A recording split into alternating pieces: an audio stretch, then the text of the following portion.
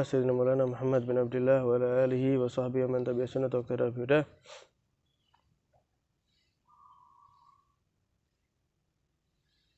Qala radhiyallahu ta'ala anhu wa nafa'ana bi ulumi fid dharain amin. Berkata Sayyidil Imam Ibnu Athaillah Sakandari, Ani Syekh Makinuddin Al-Asmar radhiyallahu ta'ala anhu annahu qala, beliau menceritakan Al-Imam Ibnu Athaillah bahwasanya Syekh Makinuddin Al-Asmar, semoga Allah meridai beliau, Syekh Makinuddin Al-Asmar ini pernah berkata, Ra'aitu fil manam huriyah wa hiya taqulu ana laka wa antali. Beliau ini seorang alim, seorang wali besar. Beliau pernah bilang seperti ini, menceritakan, saya itu pernah suatu malam mimpi sama Allah ditunjukkan bidadari. Bukan hanya itu, bidadarinya tadi mengatakan kepada saya, kata beliau, Analak, saya ini punyamu, wa antali, dan kamu punya saya. Kata bidadari tadi itu, di dalam mimpinya. Akhirnya kata beliau, Qala fabakitu nahwa syahrain aw thalath la astati'u li makhluqin kalaman illa taqayyatu li tibi kalamiha. Kemudian kata beliau, setelah saya mimpi bidadari tadi itu, yang mengatakan saya milikmu, kamu milik saya. Setelah mimpi diajak ngobrol oleh bidadari, kata beliau, setelah mimpi itu berlalu 2 sampai 3 bulan, saya itu tidak bisa dengar ucapannya makhluk, ucapannya manusia biasa. Kalau saya dengar ucapannya manusia, pasti saya langsung muntah. Kenapa? Saking indahnya kalamnya bidadari di dalam mimpi tadi itu. Jadi mimpi bidadari kemudian mengatakan seperti itu, ya karena ini wali ya. Kemudian ya, saking indahnya, ya terngiang-ngiang ucapan bidadari tadi itu, 2 sampai 3 bulan tidak bisa dengar omongannya orang, dengar ucapannya manusia biasa, kecuali langsung muntah. Ya, istilahnya levelnya sudah apa? Sudah level yang tinggi, terus dengar yang kurang tinggi tadi itu langsung muntah jadinya. Meskipun sebetulnya bukan bidadari tadi itu tujuan mereka. Ya, bukan bidadari, wala istana, wala buah-buahan, bahkan apapun yang ada di dalam surga. Ya, ketika seorang wali tadi itu ya, malam-malam ketika qiyamul lail teriak-teriak, ya ma muradil hur walal kusur, walakin kasfus sutur. Muridnya yang di bawah ini bingung. Duh, ini gurunya malam-malam jerit-jerit ini. Ada apa? Akhirnya ketika ya, subuh berjamaah, kemudian ditanya, ya wahai guru, tadi malam saya tuh dengar antum itu jerit-jerit, ya ma muradil hur walal kusur. Maksud saya tuh tidak mau bidadari, saya tidak mau istana. Walakin kasfus sutur, tapi yang saya mau itu terbukanya hijab antara diriku dengan Allah. Kok jerit-jerit seperti itu, kenapa? Dikasih tahu oleh gurunya, tadi malam ketika saya munajat kepada Allah, Allah bukakan, ya Allah perlihatkan kepada saya istana-istana yang megah, bidadarinya, buah-buahan, kenikmatan yang luar biasa. Bukan itu tujuan saya. Sehingga teriak-teriak, ma muradil hur, maksud saya bukan ini. Saya itu ibadah bukan ini maksud saya. Bukan istana ini. Tapi tujuan saya satu-satunya terbukanya hijab antara saya dengan pencipta saya, yaitu Allah Subhanahu wa taala. Para wali itu ya.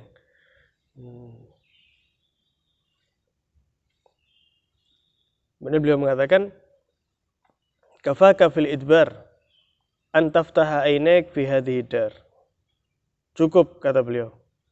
Cukup sebagai tanda-tanda kamu itu hamba yang terindikasi berpaling dari Allah.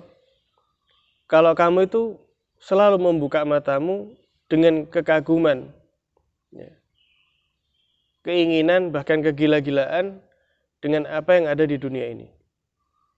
Padahal Allah Subhanahu wa taala menyatakan, ya, mengingatkan kepada Nabi sallallahu alaihi wasallam, wala tamuddanna ainaika ila ma mata'na bihi azwajan minhum zahratal hayati dunya linaftinahum fi.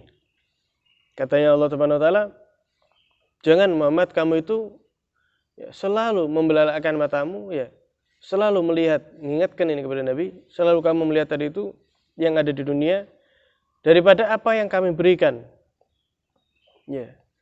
Daripada perhiasan hidup di dunia ini semata-mata linaftinahum fi. Semata-mata untuk menguji. Kami ini pengen menguji mereka tadi itu. Ya apa? Ya apa? Kok dikasih kemudahan, harta yang banyak, menjauh enggak? Ternyata betul. Ada dua golongan, enggak semuanya menjauh. Ada yang ketika diberi oleh Allah SWT kelebihan, kemudahan, kemampuan, menggunakan apa yang diberikan oleh Allah untuk lebih dekat lagi kepada Allah. Wah, dititipi ini. Dititipi sama Allah banyak. Wah, bikin yayasan yatim piatu. Wah, beruntung. Karena wakafilul yatim kehaten. Kalau sudah urusannya sama anak yatim, ya berarti sudah dapat tiket dari Nabi SAW. Bukan cuma surga ya, tiket sebelahnya Nabi SAW. Kata Rasulullah, saya nanti sama anak yatim itu seperti dua jari ini. Maksudnya apa? Selalu bersamaan, selalu berdampingan. Kaya, tapi pinter memanfaatkan kekayaannya itu justru untuk membuat Allah semakin ridho. Allah uji, tapi pinter ini. Jadi uangnya justru dipakai buat Allah semakin ridho. Yatim piatu, buat membantu dan lain sebagainya. Linaftinahum fi, supaya pengen menguji Allah. Ya apa ini? Makanya Habib Anis itu Al-Habsyi beliau pernah mengatakan, kadang orang itu sama Allah tidak dikasih kekayaan karena Allah sayang sama hamba itu. Karena Allah tahu, ini kalau saya kasih kelebihan daripada biasanya, ini bisa lupa dari saya. Dan saya tidak mau itu terjadi. Ini kalau tak kasih lebih, amblas sudah. Lupa segalanya. Paling sholat cuma Jumatan, seminggu sekali. Ya, tapi karena Allah sayang, jangan nis. Akhirnya tidak dikasih kelebihan. Nah, yang lebih parah lagi, tidak dikasih kelebihan ya tetap lupa. Ya wassalam. Maka dari itu Al-Imam Ibn Athaillah melanjutkan, qaddara laka as-siha wal marad wal ghina wal faqr wal farah wal huzn hatta ta'rifahu bi awsafih. Jadi Allah Subhanahu wa taala itu sudah menentukan, mentakdirkan untukmu ada kalanya sehat, ada kalanya sakit. Ada kalanya serba kecukupan, ada kalanya dalam masa sempit, ruwet. Ada kalanya senang, gembira, ada kalanya sedih. Itu memang Allah kasih kepada hamba-hambanya. Kenapa? Sehingga kamu itu tahu sifat-sifatnya Allah Subhanahu wa taala secara keseluruhan. Lebih tahu, lebih kenal kepada Allah Subhanahu wa taala. Jadi Allah emang ngasih kayak gitu. Sehat, kadang sakit. Nah, kalau orang itu sehat terus, kayak Fir'aun, apa yang terjadi? Ketika ada yang sakit, dia tidak ikut merasakan sakit tadi itu. Apa sih sakit itu? Ya. Misal dibilang ini, fulan ini sakit demam tinggi. Tidak tahu dia, apa demam tinggi itu ya? Tidak tahu. Sehingga tidak ikut merasakan, tidak ikut prihatin. Tapi kalau pernah demam, tidak enak demam itu. Ini sakit gigi, aduh sakit gigi. Wah sakit itu. Ini seperti itu. Juga ketika dalam keadaan sehat tadi itu, lupa mungkin sudah dengan kesehatannya. Lupa bahwasanya kenikmatan sehat itu luar biasa, dikasih sakit. Supaya apa? Supaya tahu. Saya ini ternyata orang lemah. Saya ini ternyata makhluk yang lemah, dikasih gini tok langsung berbaring. Langsung tidak bisa bangun. Ya, naudzubillah misalnya kena virus langsung. Ternyata saya itu lemah. Dan Allah satu-satunya yang maha kuat. Allah satu-satunya yang maha kuat. Dikasih kekayaan, dikasih kecukupan, cukup. Dikasih kecukupan. Tapi juga ada kalanya Allah kasih kesusahan. Ya, biar tahu kita itu. Semuanya itu titipan, apapun itu. Tidak ada, kita tidak punya apa-apa, apapun itu. Keluarga, teman, harta, jabatan apalagi. Semua tadi itu titipan. Buktinya apa? Nanti satu di antara dua, kita yang meninggalkan atau kita bakal ditinggalkan. Oleh harta kita, oleh jabatan kita. Mau tidak mau? Titipan. Makanya Nabi SAW itu ya, paling kenalnya hamba kepada Allah ya, paling tahu dengan sifat-sifat Allah. Nabi itu hidup bukan dalam keadaan fakir. Sebetulnya ya, serba kecukupan luar biasa, tapi Nabi selalu mengeluarkan apa yang beliau tadi itu miliki. Ya, dapat langsung keluar, dapat langsung keluar, dapat langsung keluar. Sehingga sampai beliau tidak bisa tidur kalau ada kepingan emas di rumahnya tadi itu. Bingung Nabi untuk ya segera harus dikeluarkan ini. Pernah sampai ya, Sayyidah Fatimah putri beliau datang ke rumah beliau bawa roti bikinan Sayyidah Fatimah sendiri radhiyallahu taala anha warḍaha. Bikin disampaikan ke Rasulullah SAW, bilang ya Rasulullah ya wahai ayahku, saya tidak bisa ya, saya tidak bisa makan roti ini kecuali engkau memakannya. Bikin roti ya, tidak bisa, belum bisa makan roti sebelum engkau memakannya. Kepikiran sama ayahnya karena tahu Rasulullah apa? Belum makan. Akhirnya diterima oleh Nabi SAW. Rasulullah mengatakan, ketahuilah wahai putriku, makanan ini adalah makanan yang pertama masuk ke dalam perutku setelah 3 hari. Setelah 3 hari. Ini Nabi SAW, ya, rajanya segala raja daripada makhluk Allah. Apa berarti Nabi kekurangan? Apa karena Nabi fakir? Enggak. Bukan. Sama sekali. Nabi SAW itu ditawari oleh Allah gunung yang ada di Batha. Gunung sama Allah dijadikan emas, dikasihkan kepada Nabi SAW. Apa jawaban Nabi? Kata beliau, la ya Rabb. Tidak ya Allah, tidak mau. Saya pengen ya Allah, ya asba'u yauman wa aju'u yauman. Saya pengen ada kalanya kenyang, ada kalanya lapar. Kalau saya kenyang ya Allah, saya mensyukuri nikmatmu, memuji kepadamu, ya, merasakan syukur, bahagia.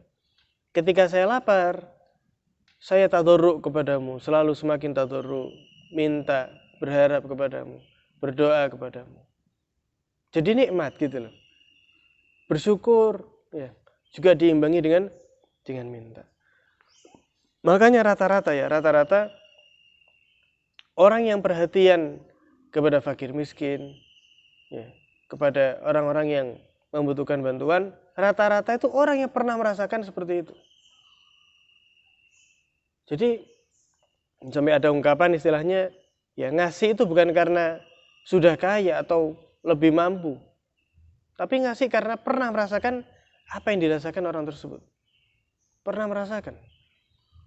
Misalnya habis dirampok, ya, habis misal hartanya tadi itu, ya tahu rasanya, ya Allah ini bingung ini, ya buat beli susu anaknya misalnya, buat ini, sehingga ada rasa iba tadi itu yang mendorong untuk akhirnya memberikan sedekah dengan fadilah yang luar biasa. Tapi kalau orang tidak pernah merasakan kekurangan, ya tidak tahu. Makanya di antara hikmah kenapa disyariatkannya puasa sebulan penuh pada bulan Ramadan, ya supaya kita tahu ada di antara kita itu orang yang kadang makannya itu sehari sekali. Ada. Makan sehari sekali. Bahkan kadang makannya itu cuma apa gitu. Kita dipaksa oleh Allah untuk, ayo kamu itu harus tahu. Gini loh rasanya orang lapar itu. Tidak bisa makan. Sehingga akhirnya kita tuh merasakan apa yang dirasakan oleh orang lain. Wal farah wal hazan. Kadang gembira. Tapi kadang Allah juga kasih kesedihan. Kadang senang luar biasa supaya tahu sifat Allah. Yang maha pengasih, maha penyayang, maha memberi, maha mengatur segalanya. Kadang hambanya diberikan rezeki tanpa disangka-sangka.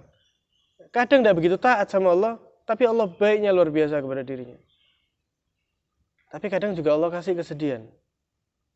Ya, Allah kasih kesedihan.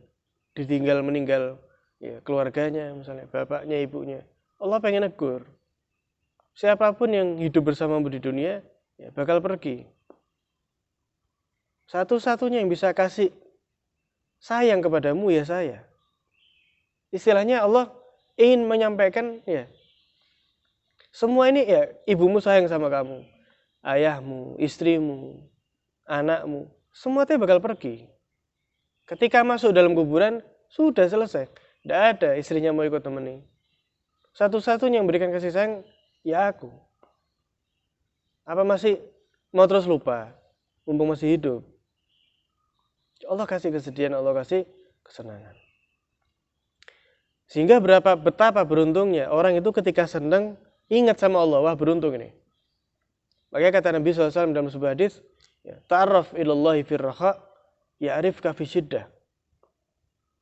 Jadi kata Nabi SAW, kamu itu coba perkenalkan dirimu kepada Allah, bukan berarti Allah tidak kenal ya.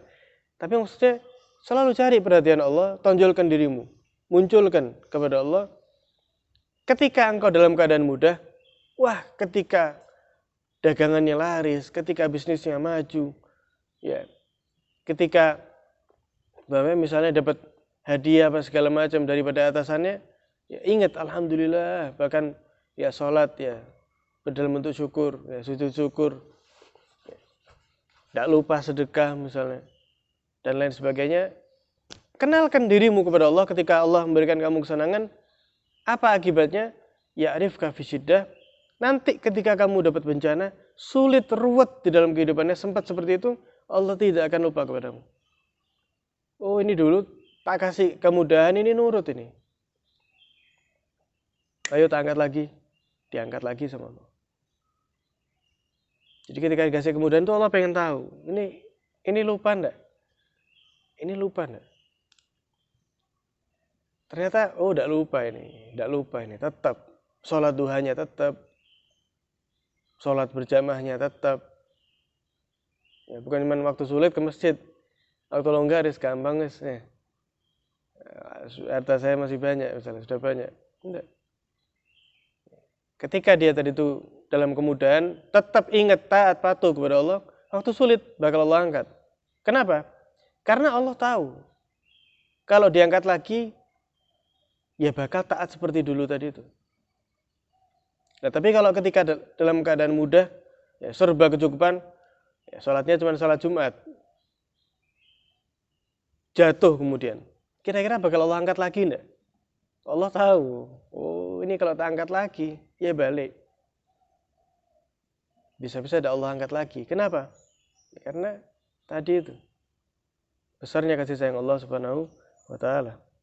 Hatta ta'rifahu bi awsafi, sehingga kamu tahu sifatnya Allah tadi itu, yang maha menyehatkan, ya, memberi kemudahan, kadang menguji dengan adanya kesulitan.